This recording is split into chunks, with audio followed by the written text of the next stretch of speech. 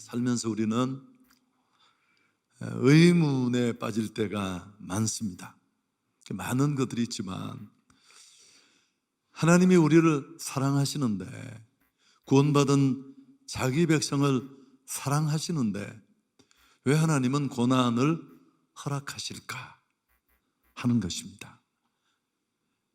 정말 많은 일들이 일어나잖아요. 아이가 죽고 사업이 망하고, 또 누구는 갑자기 몸이 좋지 않아 병원을 갔는데 암 선고를 받고, 갑자기 전혀 예상하지 못했던 코로나19가 몰려와서 엄청난 숫자가 죽고 온 지구촌이 벌집 쑤셔놓은 듯 어느 것 하나도 제자리에 없습니다.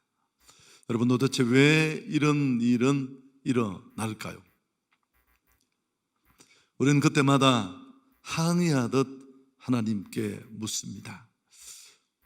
매번 우리가 우리 삶에 닥쳐오는 이런 여러 가지 역경의 원인을 우리가 찾아낸다는 것은, 분간하고 분별해낸다는 것은 사실은 불가능합니다. 쉽지 않죠. 예수님과 제자들이 예루살렘 거리를 지나다가 날 때부터 소경인, 앞을 보지 못하는 그런 장애인을 한 사람 만났습니다. 제자들은 오랫동안 가슴 속에 던지고 싶었던 그 질문을 예수님께 던집니다. 요한복음 9장 2절에 보면 이 사람이 맹인으로 난 것이 누구의 죄로 인함이니까? 이런 중병에 걸려 저렇게 장애에 헐떡이는 걸 보면 무언가 그 원인이 된 죄가 있을 텐데 그게 뭡니까? 여러분, 이런 생각은 지금 우리도 별로 다르지 않습니다. 그러자 예수님은 이 제자들의 질문에 이렇게 대답했습니다. 이어지는 요한복음 9장 3절에 나와 있는데요, 이 사람이나 그 부모의 죄로 인한 것이 아니라 그에게서 하나님이 하시는 일을 나타내고자 한다. 너희 생각이 참 좁고 편협하구나. 새롭게 바라보는 눈이, 안목이 필요하다. 그렇게 말씀해 주셨습니다. 여러분, 이 말씀을 우리가 복잡하게 길게 설명할 수 있지만 좀 우리에게 적용을 해본다면, 이제 이해할 수 없는 고난과 문제 앞에 우리는 왜? 라고 해서는 안 됩니다. 오히려 무엇이라고 물어야 합니다. 왜 내게 이런 고난을 주셨습니까? 라고 묻는 데를 뛰어넘어 도대체 이 고난이 내게 왜 주어졌고가 아니라 내가 어떻게 반응해야 하는가 라는 것을 우리는 고민해야 합니다. 고통의 원인은 정말 많아요. 성경에 언급된 몇 가지만 소개해도 죄, 또 하나님, 사단 등등등 단순하지 않습니다. 더 복잡한 것은 이런 것들 한 가지만 원인이 되는 게 아니고 여러 가지가 섞여서 동시다발적으로 일어난다는데 더 어려움이 있습니다. 그래서 함부로 판단하거나 섣불리 속단해서는 안 됩니다. 그 중에 그래도 간단한 게 오늘 이 제자들이 던졌던 것처럼, 만일 죄로 인해서 생긴 어떤 어려움이 있다면 그래도 비교적 구분하기 쉬울 것입니다. 그러나 이것 외에도 너무너무 많으니까요, 그 종류나 유형이나 가지수들이 분명한 것은 고통의 뜻이 아닙니다. 물론 그걸 우리가 알아야 되겠지만, 필요하겠지만, 더 중요한 것은 이해할 수 없는 고통들이 너무 많으니까 그 고난을 직면하는 우리의 바람직한 태도, 반응, 신앙인으로서 그 부분이 우리가 더 신경 써야 할 부분입니다. 하나님은 역경을 그 원인과 상관없이 사용하십니다. 이 표현은 굉장히 중요한 표현입니다. 여러분, 어떤 역경과 고난이, 내게 주어진 그 고난이 어떤 원인으로 왔는지 그걸 모를 수가 더 많아요. 알면 그걸 해결하면 되겠지만 뿐만 아니라 그런 역경과 고통의 원인과 상관없이 그것들을 하나님은 사용하십니다. 그래서 우리에게 중요한 건 역경에 대한 우리의 태도, 반응입니다. 이 태도와 반응이 바람직할 때 이런 역경을 사용하시는 그분의 목적이 이루어지느냐, 이루어지지 않느냐가 결판이 나는 겁니다. 여러분, 어려움이 닥치면 사람들은 어떻게 반응하나요? 책임을 회피하는 사람들이 많습니다.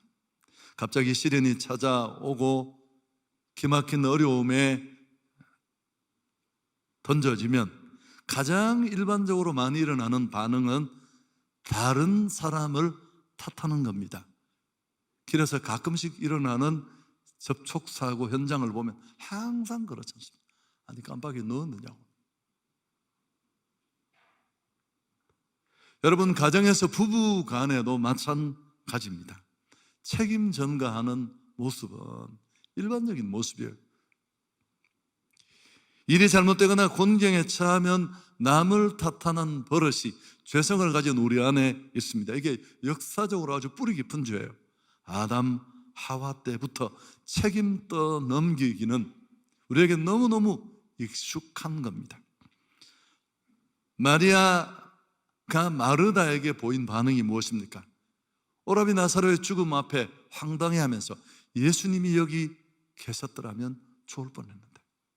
여러분, 괜찮은 표현처럼 보이지만 은근히 그 책임을 예수님에게 일부 돌리는 그런 모습입니다.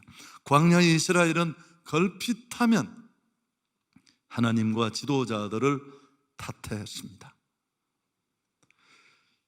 여러분, 인류 역사의 아주 뿌리 깊은 행태인데 문제 해결에 우리 모두가 알듯이 별로 도움이 되지 않습니다. 또 어떤 분들은 이런 고통을 받아들이기를 거절하고 거부합니다. 질병으로 급작스럽게 시한부 선고를 받는 그런 아픔들이 있습니다. 그때 우리는 이런 모습을 보게 됩니다. 왜 내가 이런 병에 걸려야 하느냐? 아니, 이렇게 많고 많은 사람 중에 하필이면 내가 병과 맞서 싸우기도 전에 왜 내가 이런 병을 걸려야 하느냐고, 그걸 받아들이고 인정하는 데까지 시간이 많이 걸려요. 괴로워하며 긴 밤을 머리 다 집어뜯고 지새울 수 있습니다. 나중에 어쩔 수 없이 수긍하고 인정하지만 자식을 잃어버린 어떤 부모는 아이를 장례 치르고 왔어도 그 사실을 다 떨쳐버리고 밤마다 눈이 뜨면 아이가 다시 돌아오는 그런 환상에 시달리는 부모도 있습니다. 여러분, 자기 연민과 절망으로 반응하는 경우도 있습니다. 누군가는 그렇습니다. 나는 이제 어떻게 하느냐? 더 이상 나를 도와줄 사람도 없고 나는 기댈 곳도 없고 가망이 없어. 이런 자기 연민, 여러분, 이 자기 연민의 배후에는 자신이 있습니다. 역시 점점 더 부정적인 감정으로 깊이 빠져들게 할 수밖에 없습니다. 또 정리를 하면 여러분, 우리가 당하는 고통과 어려움은 하나님 뜻 안에서 이루어지는 일이지만 우리가 깔끔하게 이게 무엇 때문이다 라고 정의할 수 없는 일들이 대부분이고, 혹시 그런 간단한 내용이 있더라도 그것들이 또 다른 것과 맞물려 복잡하게 일어납니다.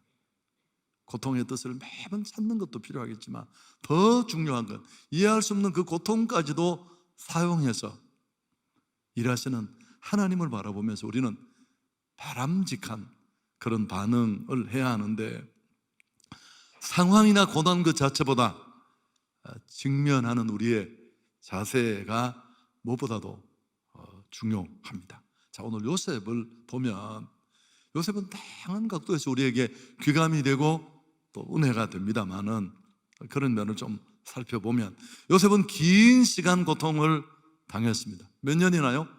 13년. 여러분, 성경을 읽어보면 이런 일반화는 좀 문제가 있지만 하나님이 쓰시려고 한 사람을 만드는 이런 대수선 작업은 대체적으로 10년이 더 걸려요. 굉장히 긴 시간입니다, 사실은. 그런데 이 요셉에게 주어진 이 13년의 고난의 여정 가운데 하나님은 한마디도 없으셨어요. 계속 침묵했습니다. 설명하거나 이해시키는 건 일절 없습니다. 한마디라도 했으면 속이라도 시원했을 텐데 여전히 나는 지금도 일하고 있다, 뭐 이런 거 이메일을 보내든지 괜찮잖아요. 근데 하나님은 묵묵부답. 사실 오늘 우리에게 당한 이 기막힌 역경이나 고난보다 이런 하나님의 침묵은 우리를 훨씬 더 질리게 해요. 욥이 그래서 미치고 환장을 한 거 아닙니까? 여러분, 저도 10년 넘는 시간을 그냥 뭐 대부분 제 허물이지만 그렇게 제 표현을 빌면 머리부터 발끝까지 이렇게 다 밟아서 가루를 만들었어요. 다 날아가 버리고 아무것도 없어요. 나한테 뭐 다 요만큼 잘하는 게 있었어요. 친구들이 야, 이건 네가 잘한다.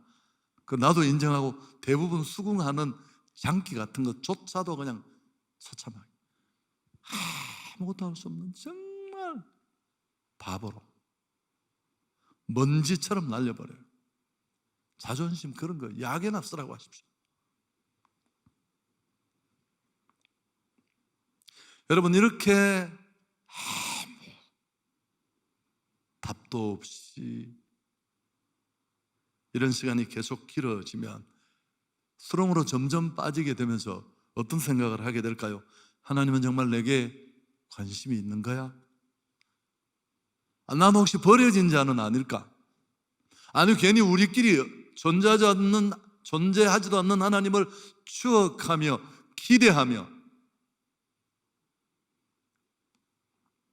여러분, 이러면 이제 시험으로 가는 고속열차를 타는 거예요. 홀라당 벗겨지면 우리 믿음은 파선하고 맙니다. 13년이라는 긴 시간을 고통받았던, 이해할 수 없는 일에 계속 점점 더 어려워지는 상황에 내몰렸던 요셉, 그는 얼마나 기가 막혔을까? 여러분, 요셉이 뭘 잘못했나요? 뚜렷이 그런 게 없어요. 그래도 구태여 뭘 찾는다면 아버지 야곱의 편에, 라헬이라는 너무 사랑하는 여인의 적자인 이 요셉을 자색 옷을 입히고 편애했어요. 형들의 미움을 산 이유 중에 하나죠. 또 한 가지, 배다른 형이니까 더 문제가 됐겠지만 또 한 가지는 구태여 찾는다면 그런 큰 꿈과 비전을 보고 형들에게 그걸 자랑하면서 좀 우쭐한 것. 여러분, 이게 우리가 그에게 선물을 찾는다면 그 정도밖에 없을 것 같습니다. 형들의 시기심 한계에 이르고 결국 그를 죽이려고 하다가 이스마엘 상인들에게 팔아 넘깁니다. 하나님은 여전히 말씀이 없으셨고 팔려가는 요셉은 이 황당한 상황에 이방 하늘을 바라보며 어린 나이에 그가 느꼈을 그 절망, 암담함, 여러분 한번 생각을 해 보십시오. 그렇게 해서 보디발의 집에 노예로 팔려가고 가정 총무가 되고 인정을 받습니다. 성경은 몇 칸 뒤에 그 얘기가 나오지만 이게 짧게는 5년, 길게는 7년, 8년이 걸렸어요. 성경 얘기니까 그 다음에 나온 것 같지만 얼마나 긴 시간, 아무 변화도 없는 상황 속에 하나님은 여전히 침묵하셨고 상황은 더 악화되어서 감옥으로 갑니다. 여러분, 그 감옥에서 보디발 아내의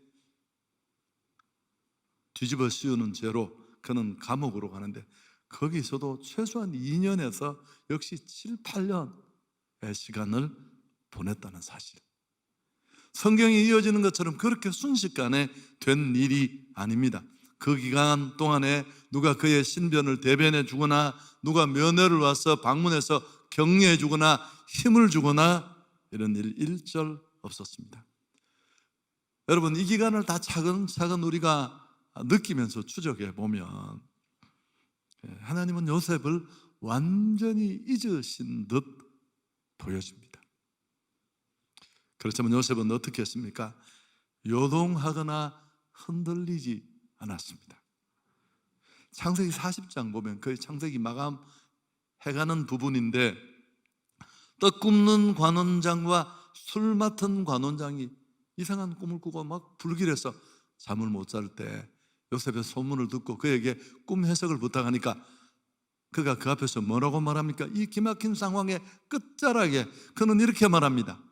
해석은 하나님께 있지 아니하니까. 여러분, 이거 기막힌 얘기예요. 지금 죽을 지경인데 그는 이 기막힌 상황의 끝에도 또 하나님을 드러내요. 오랜 감금 생활, 기막힌 상황의 연속, 아니 개선이 아니라 점점 더 어려워진 상황, 그는 조금도 비틀거리지 않습니다. 할 수만 있으면 하나님에 대한 자기 신앙을 드러내고자 했습니다. 이제 끝이 났는가요? 아니요. 절망은 다시 찾아왔고 도움받은 술 맡은 관원장은 창세기 40장 23절에 참 모진 구절이 나와요. 그는 요셉을 기억지 않았다. 그리고 또 지나가요. 하나님은 또 침묵하시고,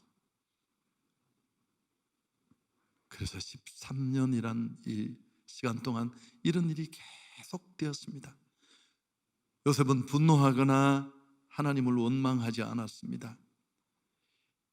심지어 아주 끝부분에 애굽의 바로 앞에서 뭐라고 했습니까? 41장 16절 같이 한번 읽을까요? 중간에 내가 아니라 하나님이 바로에게 편안한 대답을 하실 것입니다. 여러분, 요셉 닮고 싶다는 얘기 함부로 하면 안 되겠죠? 정말 여러분, 우리는 요셉만이 아니라 욥, 또 신앙에 연단된 인물들 모두가 그렇습니다만은 이런 복잡하게 얽혀진 사건과 고난을 통해 하나님의 일하시는 계획은 크게 두 가지예요. 우선은 인격적인 성숙입니다. 요셉이 이거 잘 몰랐어요. 하나님은 우리를 구원받고 선택하는 데서 끝나는 게 아니라 구원받은 자답게 또 하나님이 사용하실 만하게 우리를 다듬으십니다. 아멘.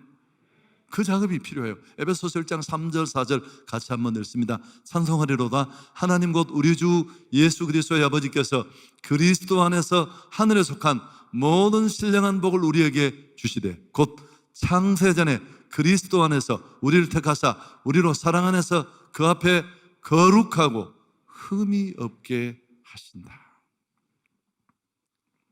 여러분, 영적 성숙은 신체적 성숙과 비슷해요. 어린아이가 말을 하고 걸어다니기를 바라는 부모는 없습니다. 그러나 5살이 되고 10살이 되는데도 걷지 못하고 말을 못하면 이건 보통 일이 아니죠. 2살짜리가 책을 읽지 못하는데 큰 고민이 없지만, 그러나 초등학교를 들어간 나이가 5학년, 6학년이 되었는데도 그렇다면 그건 진짜 심각한 문제입니다. 영적으로도 마찬가지입니다. 하나님은 다 그 단계별로 구원받은 우리를 향한 그분의 길의 수준이 달라요. 근데 무엇보다도 하나님의 목적을 위해 쓰임받는 그 쓰임에 적절하도록 훈련의 기간이 정해지고 고난의 강도도 달라지고, 여러분, 그냥 쇠를 만드는 쇠를 연단하는 것과 쇠를 깎는 쇠가 또 있잖아요. 선반의 그 바이크 같은 이런 부분에서 훨씬 다르겠죠. 더 많이. 또 한 가지는 하나님의 계획의 성취입니다. 요셉은 하나님의 구원 사역에 매우 중요한 역할을 했습니다. 여러분, 우리 시간만 있는 게 아니에요. 우리의 시간은 하나님의 시간과 맞물려 있는 줄 믿습니다. 이것도 역시 요셉은 잘 몰랐어요. 우리가 늦게나마 분석해서 알게 된 것이지. 요셉의 고통은 자기에게 무슨 이유가 있는 게 아니에요. 구태여 흠을 잡아서 그렇지. 형들 앞에 으쓱하고 아버지가 편애하고 이런 것들이 작게라도 이유가 될지 모르겠습니다만, 더 중요한 것은 이런 일들을 뛰어넘어 하나님의 목적이 있었습니다. 자, 창세기 45장, 나중에 그 자기를 판 형들이 양식을 구하려 애굽에 왔을 때 총리된 그가 그 형들을 만나고 단번에 알아보고 나서 형들이 이제 죽었구나 라고 할 때 들려준 음성. 자, 45장 8절 같이 읽습니다. 그런즉 나를 이리로 보낸 이는 당신들이 아니요 하나님이시라. 하나님의 나를 바로에게 아버지로 삼으시고 그 온 집의 주로 삼으시며 애굽 온 땅의 통치자로 삼으셨나이다. 이게 무슨 뜻입니까? 여러분, 이 구절은 정말 중요한 구절이에요. 형들이 배가 달라서 그런 게 아니에요. 요셉이 형들을 열받게 해서 그런 게 아니에요. 아버지 편애 때문에만 된 일이 아니라는 겁니다. 오늘 요셉이 이렇게 긴 시간 고통받고 끌려와서 이 기막힐 상황에 첩첩산중의 골짜기를 걷게 된 건 하나님의 원대한 계획이 있는 줄 믿습니다. 그 하나님의 목적을 이루기 위해서 그는 팔려갔고, 그 목적을 이루기 위해서 보디발의 집에 종이 되었고, 그 아내의 미혹을 받는 것도 감옥에 들어가기 위해서 유혹과 모함을 받아야 했고, 감옥에 들어가야지만 누구를 만날 수 있습니까? 술과는 떡과는 맡은 자를 만날 수 있었고, 그래야지만 마침내 애굽의 총리가 될 수 있었고, 그리고 13년의 시간이 가야지만 마침내 애굽의 총리로 등용할 수 있는 30세라는 공적으로 공무원에 나갈 수 있는 연령을 채우게 되는 겁니다. 아멘. 이 얘기를 듣고도 아멘을 5사람밖에 안 한다면 진짜 이상한 거예요. 여러분, 이걸 다 알고 나면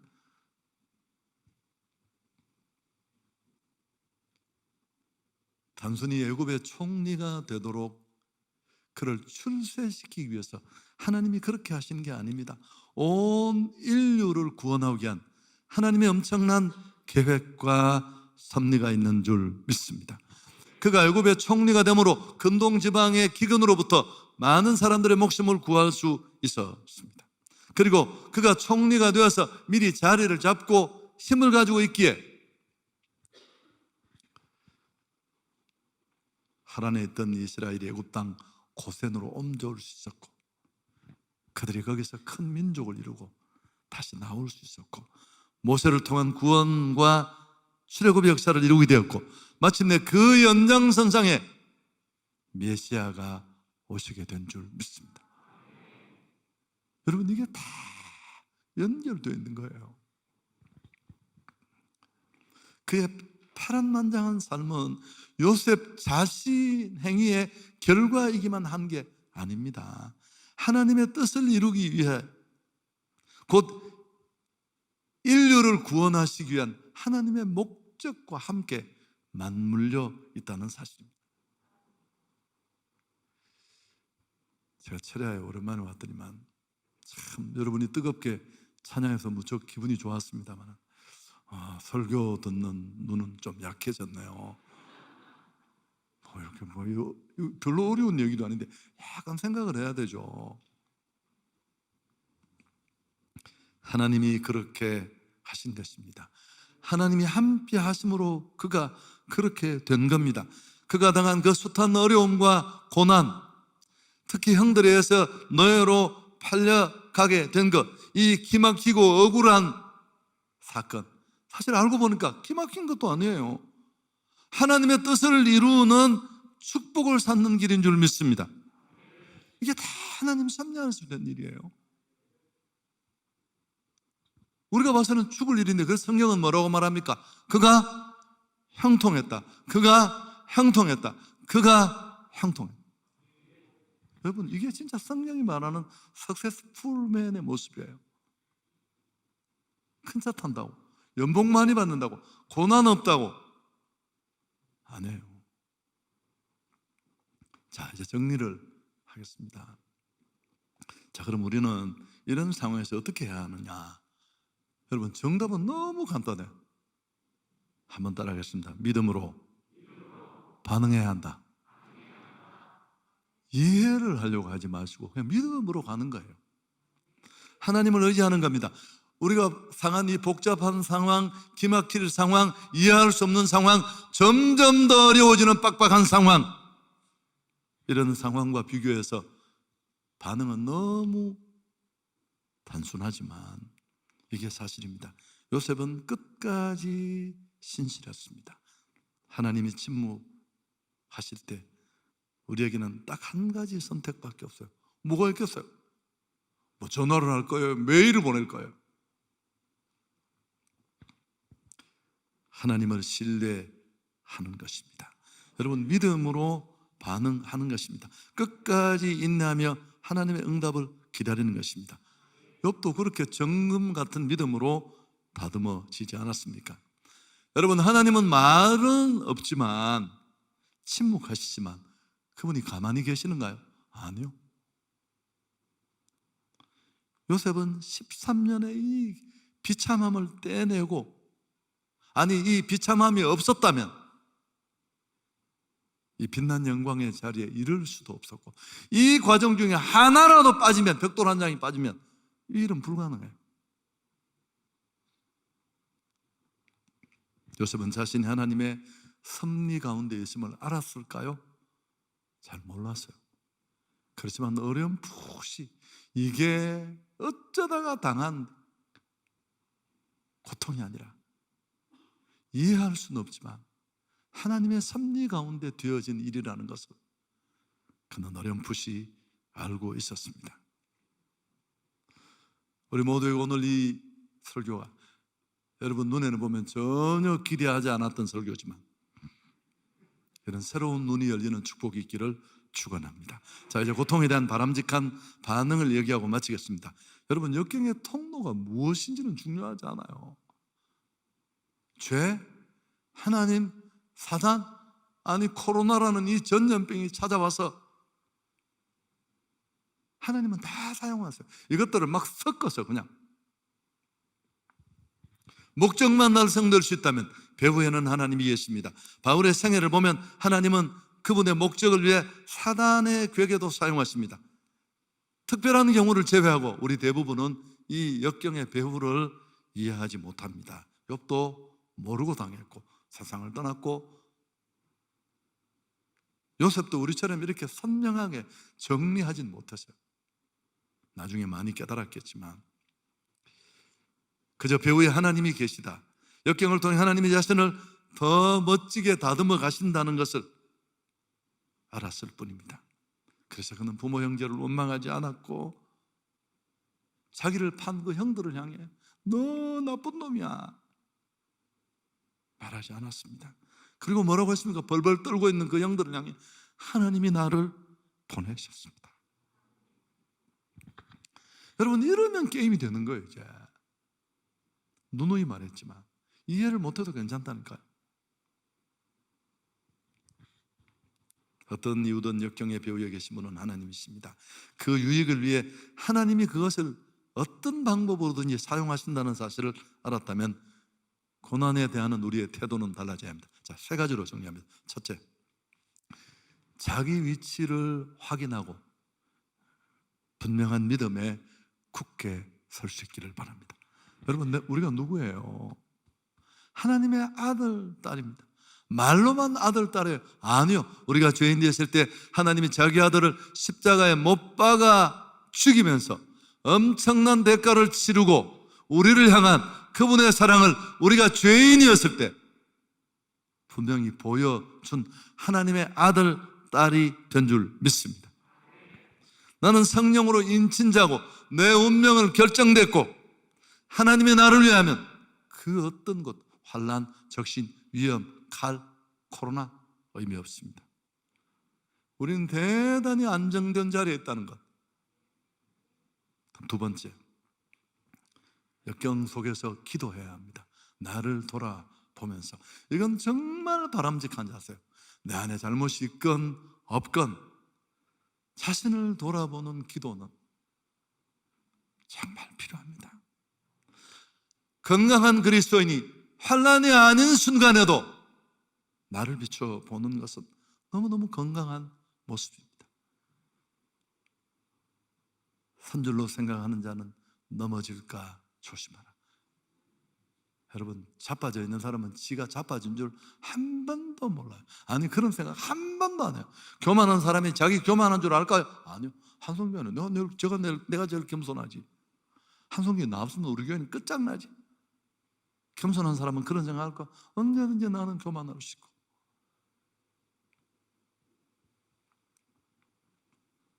세 번째, 가장 중요한 건 반짝반짝 10분 조정을 해가 이렇게 있으면 안 되고요. 마음은 죽을 것 같지만, 상황은 겹겹이 나를 힘들게 하지만 성령의 기회를 주신 하나님께 감사해야 할 줄 믿습니다. 제 삶을 보면 은혜가 안 될지 모르지만 여전히 하나님은 나와 일하고 계십니다.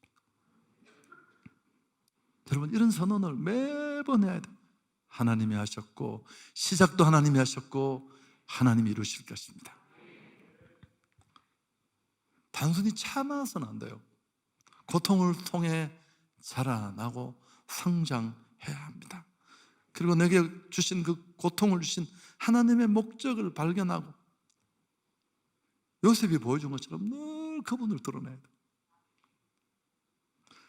마지막, 여러분, 신앙인의 최고수 전략이, 절정에 있는 전략이 뭐라고 했죠? 버티기입니다. 버티기. 실험을 하려고 삿발을 딱 잡았는데, 이 성수가 만만찮아요. 저는 실험을 해본 적은 없지만 이렇게 딱 당겨보면 알죠. 이게 내가 넘길 수 있는 사람이 아니에요. 이렇게 버티는 거예요. 여러분, 이거는 진짜 참 초라하고 참 힘 빠질 때도 많은데 그냥 잡고 놓을 수도 없고 누울 수도 없고. 하나님께 영광을 돌리겠습니다.